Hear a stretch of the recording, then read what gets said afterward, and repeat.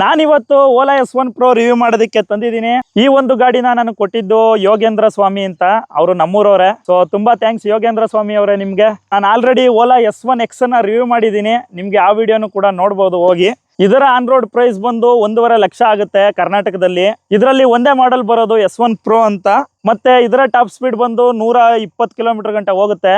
ಆಮೇಲೆ ಇದ್ರ ಬ್ಯಾಟ್ರಿ ಬಂದು 4 kWh ಬ್ಯಾಟರಿ. ಇದು ನಿಮಗೆ ಎಕೋ ಮೋಡಲ್ಲಿ 180 ಕಿಲೋಮೀಟರ್ಸ್ ರೇಂಜ್ ಕೊಡುತ್ತೆ, ನಾರ್ಮಲ್ ಮೋಡಲ್ಲಿ 150 ಕೊಡುತ್ತೆ, ಸ್ಪೋರ್ಟ್ಸು ಮತ್ತು ಹೈಪರಲ್ಲಿ 180 ಈ ಥರ ಕಡಿಮೆ ಆಗಿ ಬರುತ್ತೆ. ಇದರ ಬ್ಯಾಟ್ರಿ ವ್ಯಾರಂಟಿ 80,000 ಕಿಲೋಮೀಟರು ಇಲ್ಲ 8 ವರ್ಷಗಳ ಕಾಲ ಇರುತ್ತೆ. ಮತ್ತು ಇದು ಒಂದು ಫುಲ್ ಚಾರ್ಜ್ ಆಗೋದಕ್ಕೆ 6.5 ಗಂಟೆ ಟೈಮ್ ತಗೊಳುತ್ತೆ. ಆಮೇಲೆ ಈ ಗಾಡಿ ಬಂದು ಓಲಾದಲ್ಲೇ ಕಾಸ್ಟ್ಲಿಯೆಸ್ಟ್ ಗಾಡಿ ಅಂತ ಹೇಳ್ಬೋದು. ಇದಕ್ಕಿಂತ ಕಾಸ್ಟ್ಲಿ ಗಾಡಿ ಯಾವುದೂ ಇಲ್ಲ ಸದ್ಯಕ್ಕೆ ಓಲಾ ಕಂಪ್ನಿಲಿ. ಎಲೆಕ್ಟ್ರಿಕ್ ಗಾಡಿಲೇನೆ ಒಂದು ರೆವಲ್ಯೂಷನ್ ಅಂತ ತಂದವರೇ ಓಲಾದವರು. ಯಾಕೆಂದರೆ ಇಷ್ಟೊಂದು ಟೆಕ್ನಾಲಜಿ ಹಾಕಿ ಅದರಲ್ಲಿ, ಮತ್ತು ಇಷ್ಟೊಂದು ಟಾಪ್ ಸ್ಪೀಡ್ ಹಾಕಿ, ಆಮೇಲೆ ರೇಂಜು ಇಷ್ಟೊಂದು ಜಾಸ್ತಿ ಹಾಕಿ ಎಲೆಕ್ಟ್ರಿಕ್ ಸೆಗ್ಮೆಂಟಲ್ಲೇ ಒಂದು ರೆವಲ್ಯೂಷನ್ ಮಾಡಿದ್ದಾರೆ ಓಲಾದವರು. ಈ ಓಲಾ S1 Pro ಮತ್ತು ಸ್ಟಾರ್ಟಿಂಗು S1 ಅಂತ ಬಂದಿತ್ತು ಈ ಎರಡು ಗಾಡಿಯಿಂದ. ಇದು ಸ್ವಲ್ಪ ಬೇಸಿಕ್ ಇಂಟ್ರೊಡಕ್ಷನ್ನು ಈ ಗಾಡಿ ಬಗ್ಗೆ. ಮಿಕ್ಕಿದೆಲ್ಲ ವಾಕ್ ಅರೌಂಡ್ ರಿವ್ಯೂ ಅಲ್ಲಿ ತೋರಿಸ್ತೀನಿ ಬನ್ನಿ. ಈಗ ನೋಡಿ ಗಾಡಿ ಫ್ರಂಟಿಂದ ಈಗ ಕಾಣುತ್ತೆ. ಹೆಡ್ಲೈಟ್ ನೋಡ್ಬೋದು ನೀವು, same headlight S1 X S1 Pro ಎಲ್ಲದಕ್ಕೂ. ಮಿರರ್ ನೋಡಿ, ಮಿರರ್ ನಾನು ಹೇಳಿದ್ನಲ್ಲ ಫಸ್ಟ್ ಜನ್ರೇಷನ್ ಈ ಜನ್ರೇಷನ್ಗೂ ಸೇಮ್ ಇದೆ. S1 X ಅಲ್ಲಿ ಮಾತ್ರ ಮಿರರ್ ಚೇಂಜ್ ಮಾಡಿದ್ದಾನೆ. ಮತ್ತು ಮೇಯ್ನ್ ಚೇಂಜ್ ಬಂದು ಸಸ್ಪೆನ್ಷನಲ್ಲಿ ಮಾಡಿದ್ದಾನೆ. ಹಳೆ ಜನ್ರೇಷನ್ಗೂ ಹೊಸ ಜನ್ರೇಷನ್ಗೂ ಡಬಲ್ ಸಸ್ಪೆನ್ಷನ್ ಕೊಟ್ಟಿದ್ದಾನೆ. ಹಳೇದು ಸಿಂಗಲ್ ಸೈಡೆಡ್ ಬರ್ತಿತ್ತು, ಬರೀ ಒಂದೇ ಸಿಂಗಲ್ ಸಸ್ಪೆನ್ಷನ್ ಹಿಂಗೆ ಬರ್ತಿತ್ತು. ಬಟ್ ಇದು ಎರಡೆರಡು ಕೊಟ್ಟಿದ್ದಾನೆ. ಆಮೇಲೆ ಇವರು ಕ್ರ್ಯಾಶ್ ಗಾರ್ಡ್ ಹಾಕ್ಸಿದ್ದಾರೆ ಆ ಕಡೆ ಈ ಕಡೆ. ಸೈಡಿಂದ ನೋಡಿ ಗಾಡಿ ಈ ಥರ ಕಾಣುತ್ತೆ. ಅಲಾಯ್ ವೀಲ್ ಡಿಸೈನ್ ನೋಡ್ಬೋದು. ನನಗೆ ಅಲಾಯ್ ವೀಲ್ ಡಿಸೈನು ಸೆಕೆಂಡ್ ಜನ್ರೇಷನ್ಗಿಂತ ಫಸ್ಟ್ ಜನ್ರೇಷನ್ ತುಂಬ ಇಷ್ಟ ಆಯಿತು. ಇದು ನೋಡಿ ಒಂದು ಸ್ವಲ್ಪ ಲೈಟ್ ವೆಯ್ಟ್ ಆಗಿ 40 ಇಯರ್ ಆಗಿ ಡಿಸೈನ್ ಮಾಡಿದ್ದಾನೆ ಸೆಕೆಂಡ್ ಜನ್ರೇಷನ್ದು. ಇಲ್ಲಿ ನೋಡಿ ಫುಲ್ ಇದೆಲ್ಲ ವೆಯ್ಟ್ಲೆಸ್ ಮಾಡಿದ್ದಾನೆ. ಒಳಗಡೆ ಎಲ್ಲ ಇರೋ ವೆಯ್ಟ್ ಎಲ್ಲ ತೆಗೆದು ಅನ್ನೆಸೆಸರಿ ವೆಯ್ಟ್ ಎಲ್ಲ ರಿಡಕ್ಷನ್ ಮಾಡಿದ್ದಾನೆ.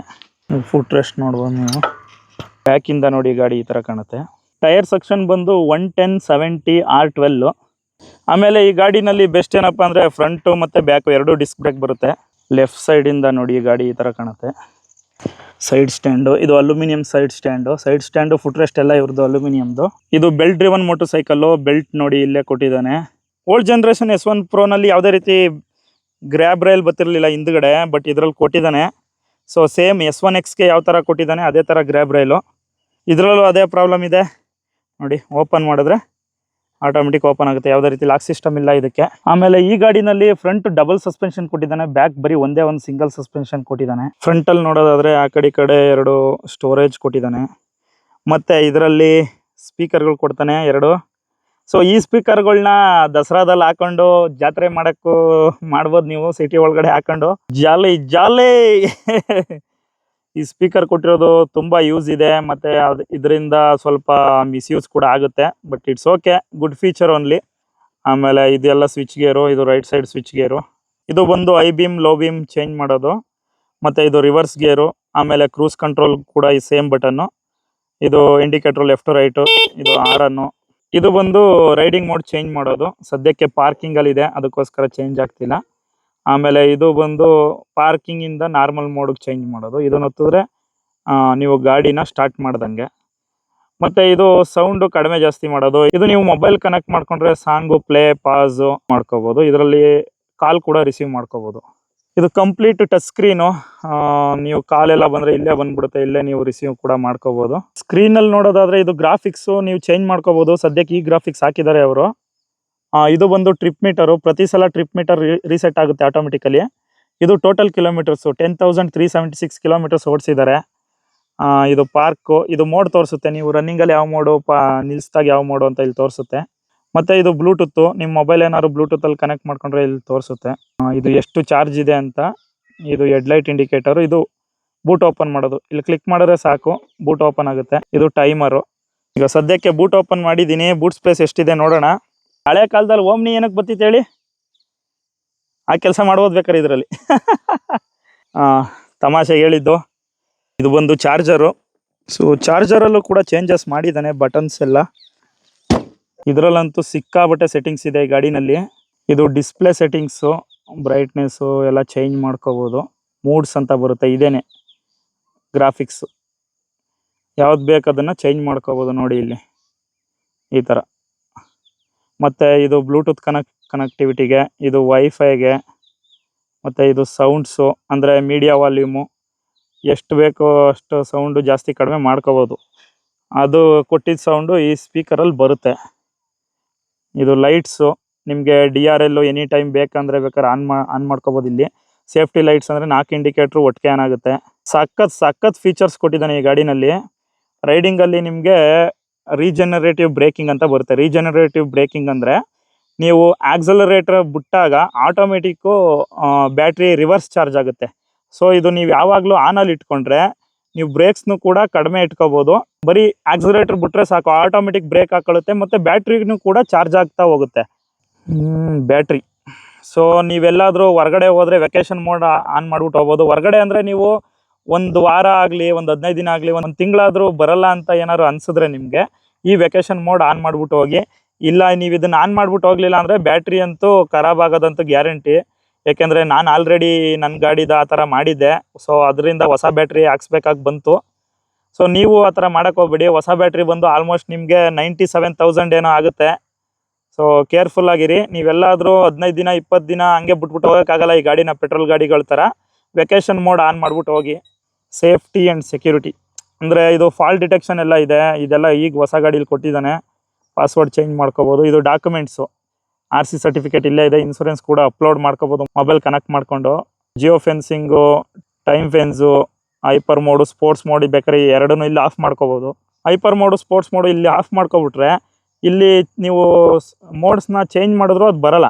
System updates, this is the main thing.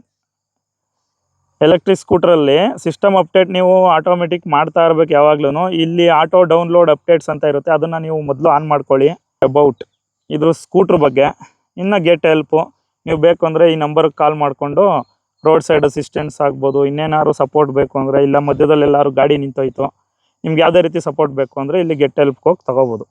So ಇದಿಷ್ಟು ಓಲಾ S1 Pro ಬಗ್ಗೆ ವಾಕ್ ಅರೌಂಡ್ ರಿವ್ಯೂ. ಮಿಕ್ಕಿದ್ದೆಲ್ಲ ಗಾಡಿ ಓಡಿಸ್ತಾ ನೋಡೋಣ ಬನ್ನಿ.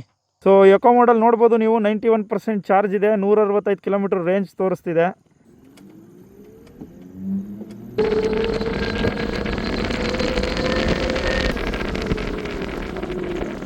ಅಷ್ಟೇ ಎಕೋ ಮೋಡಲ್ಲಿ 43 ಹೋಯ್ತು. ಈಗ ನಾರ್ಮಲ್ ಮೋಡ್ ಹಾಕೊಳ್ಳೋಣ.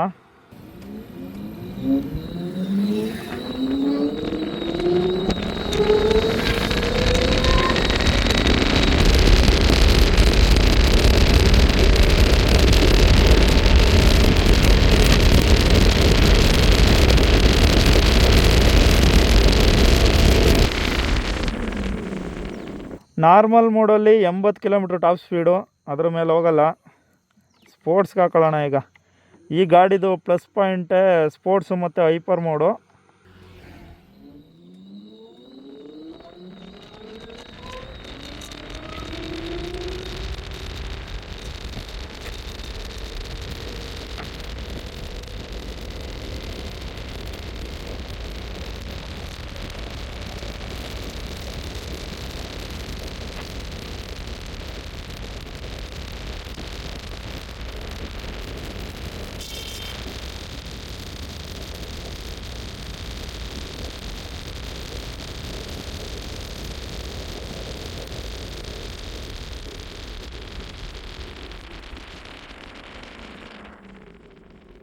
ಪವರ್ ಪವರ್ ಪವರ್ ಏನು ಪವರು ಗುರು. ಸ್ಪೋರ್ಟ್ಸ್ ಮೋಡಲ್ಲೇ 95 ಹೋಯ್ತು. ಎಲೆಕ್ಟ್ರಿಕ್ ಗಾಡಿ ಸೆಗ್ಮೆಂಟಲ್ಲೇ ಪವರ್ ಸ್ಟಾರ್ ಇದು. ಏನು ಪವರ್ ಐತೆ ಗಾಡೀಲಿ. ಈಗ ನೆಕ್ಸ್ಟು ಹೈಪರ್ ಮೋಡ್ ಟ್ರೈ ಮಾಡೋಣ. Let's try hyper mode ಬೇಬೆ.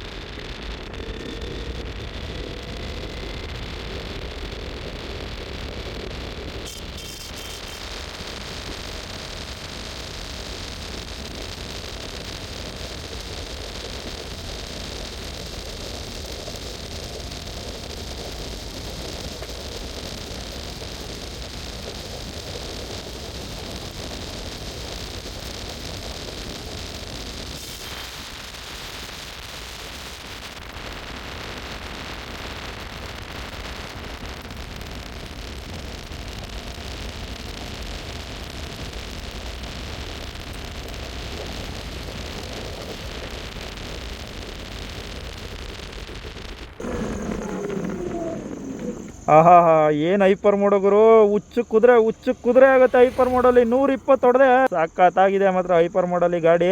Brakes ಅದ್ದೂರಿಯಾಗಿದೆ. Brakes ನೀವು ಕಂಪೇರೇ ಮಾಡೋಕ್ಕಾಗಲ್ಲ.